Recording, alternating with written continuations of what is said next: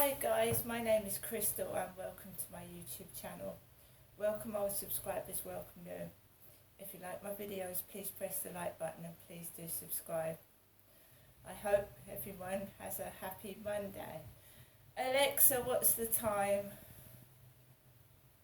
It's 8:02 a.m. Alexa, what's the date today?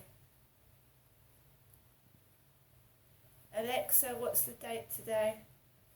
Today is Monday the 5th of December. Alexa, what's the weather like in Rochester? Currently, in Rochester, England, it's 5 degrees Celsius with mostly cloudy skies. Today, you can expect overcast weather, with a high of 8 degrees and a low of 3 degrees. Okay, Alexa, can you tell me a joke? How do you get a baby astronaut to sleep? You rocket. Okay guys, so me, Crystal, hasn't had a particularly great weekend. I'm not miserable, I'm not cross, I'm not going to do anything silly.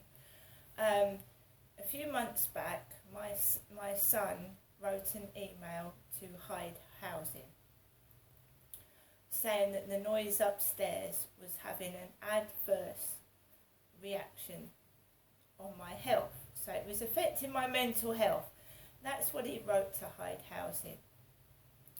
I have been in contact with Hyde Housing through the years, telling them about the noise and how it's affected my health, and they haven't treated it seriously. No one's come out to me and seen me, interviewed me, or seen how I'm living and seen how it's affected my health. So they haven't taken any notice. You just get flash emails with like flashy glittery signs saying this is so and so from Hyde Housing. If you don't respond in like 14 days, we'll close the case. And as you know, as I keep saying, my mum had a worker called Ben who was on her mental health team, and she told him she didn't want him to work for her anymore, and they closed her case. So I get what's meant for my mother. I'm not saying that my mum deserves the shit that she's had in her life, but I'm getting treated like I'm a 76-year-old lady, right? By neighbours, by staff, by the police, okay? Because my mum has a mental health problem. Well, she did when I grew up as a child. She had chronic schizophrenia with paranoid delusions. My mother Jennifer did. And as you well know, when someone's been abused as a child, or they try and report abuse, the abuser will say that that person is mad, they're mental, they're not all there in their head, to get them off serious abuse charges. My father as a child abused me several times, and he re-abused me when I was 40. I came down in 2008 and he did it to me as an adult. He'd abused me as a child. I came down in 2008 to see my mum and dad from Gloucestershire, where I was living, and my name then was Genestra, not Jennifer, it was Genestra. So I changed my name to Crystal in 2009. So my dad abused me as a kid over and over and over again. I got away from him. I moved from Chatham to Gloucester, got away from my dad. My mum kept ringing me on the phone saying, would you like to come down and see your dad? Would you like to come down and see your dad? After 22 years, I mistakenly thought my father had changed, but he hadn't. So I came down in 2008. He, in my opinion, raped me. I have to say allegedly, even though my father is dead. He raped me at a caravan park in 2010. He also sexually abused me when I came down in 2008. And I had gone to the police. I'd even told my ex-husband what my dad was doing, and nobody was there to help me. Nobody.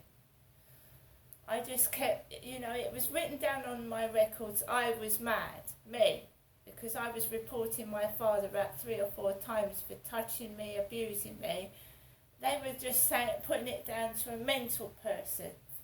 Right, that's what abusers do. They manage to convince the police, health workers, that the victim is mad, so they can carry on abusing. And that is exactly what my father was able to do to me. He carried on abusing because the police would not listen to me, and I'd rung them 2 or 3 times saying that I needed help. They did nothing at all, absolutely nothing. And now this madness continues. It continues, doesn't it? They've labelled me mad to cover up my father abusing me, so everybody believes the madness. My mum was labelled mad when my dad was punching her about and abusing her. Right, so that's enough of that. So my son says that the guy upstairs and his kids are adversely affecting my mental health to hide housing. And it had been fairly quiet. It had been quieter. He'd been controlling his kids. It hadn't been so bad. So this weekend, it's absolutely horrendous. The noise is terrible.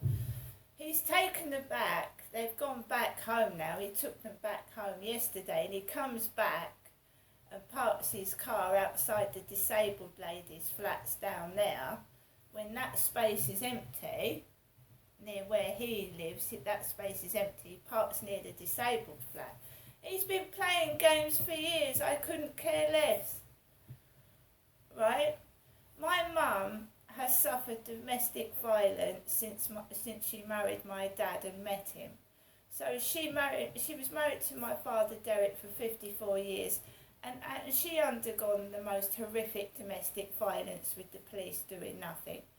Now he's beaten the fuck out of my mother over the years. He's dead now. He's treated her like a slave. He's kicked her up the bottom, told her to get on with it. He's called her a trout, an old cow, a bitch. And she's got nowhere to go, nobody to support her. So he was able to kick my mum, punch her, and use her as a cleaner and a punch bag, and his personal slave when he got sick. When he kept saying he was dying, my mum was waiting on him hand and foot. She had no help and support. We just want to know why the police covered up Derek abusing my mum and abusing me. Because if it was just a simple domestic abuse case, he would have been dealt with. So there's obviously something sinister, or someone covering something up, or someone in power that didn't want Derek's abuse to come out. Otherwise the police would have done something, wouldn't they?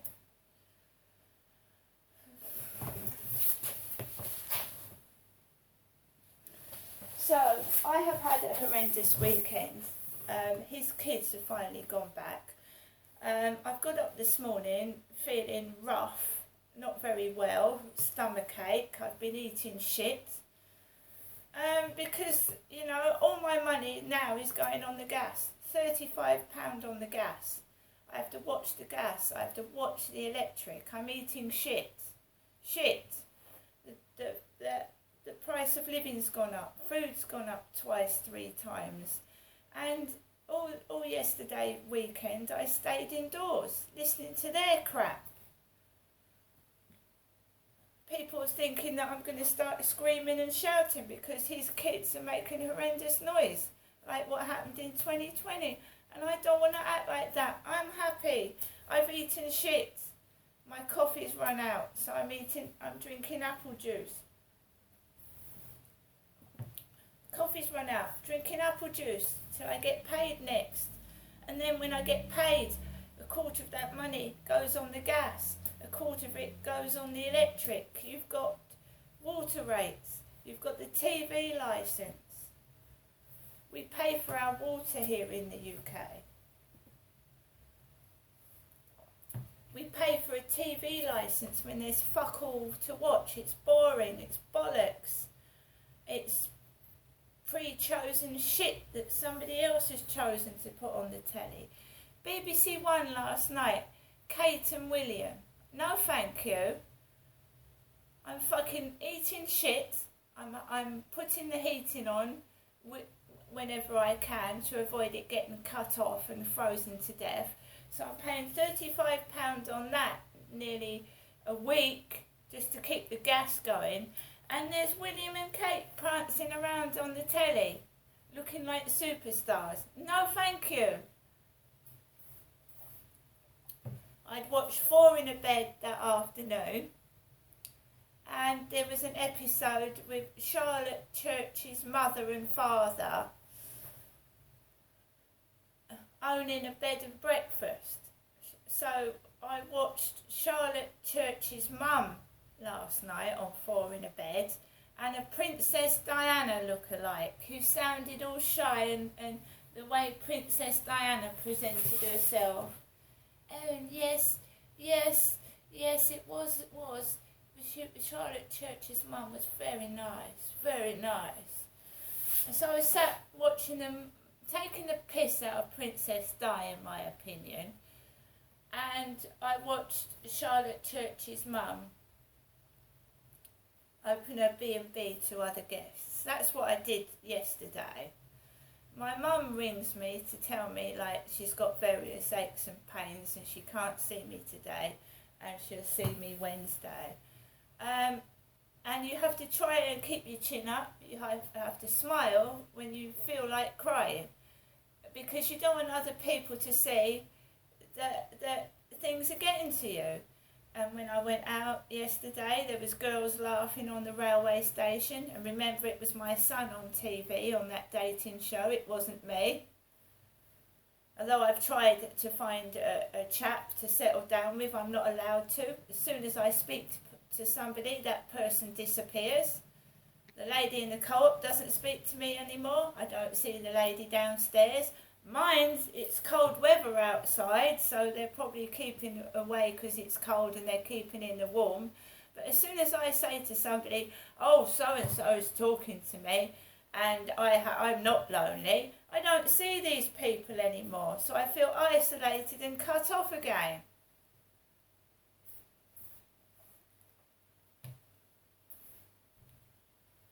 Anyway, guys, I'm going to try and continue my positivity and my attitude by myself in my flat, with everybody like aiming their weapons at me, and I'm trying to help people. I don't want to hurt them or harm them.